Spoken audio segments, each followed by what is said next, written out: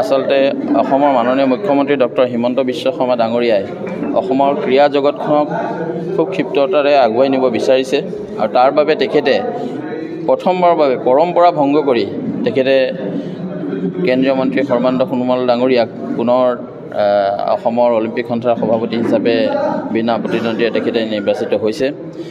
তাৰ বাবে মই মাননীয় মুখ্যমন্ত্ৰী মহোদয়ক তেখেতে যোনটো নিৰ্দেশনা দাঙি ধৰিলে অসমৰ ক্ৰীড়া ক্ষেত্ৰখনৰ কাৰণে মই তাৰ বাবে তেখেতক আন্তৰিক ধন্যবাদ জনাইছোঁ।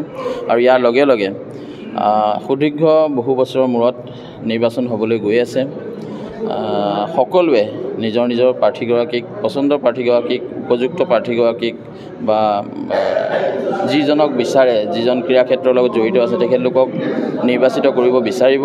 গতিকে মই সকলো প্ৰাৰ্থীক যিসকলে প্ৰতিদ্বন্দ্বিতা কৰিছে তেখেতসকলকো মই আন্তৰিক শুভেচ্ছা জনাইছোঁ। ইয়াৰ লগে লগে যিসকল প্ৰতিনিধি ইয়াত উপস্থিত হৈছে তেখেতসকলকো মই অনুৰোধ জনাওঁ যাতে এটি স্বচ্ছ আৰু নিকাভাৱে নিৰ্বাচনটোত ভাগ লৈ যোগ্যজনক নিৰ্বাচিত কৰে।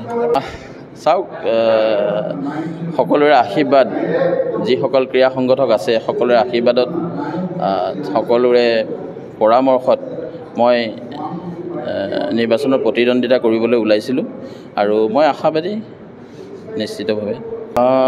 নিশ্চিতভাৱে এতিয়া দুগৰাকীয়ে প্ৰত্যাহাৰ কৰিছে আৰু এতিয়াও আলোচনা চলি আছে পৰৱৰ্তী সময়ত কি হয়।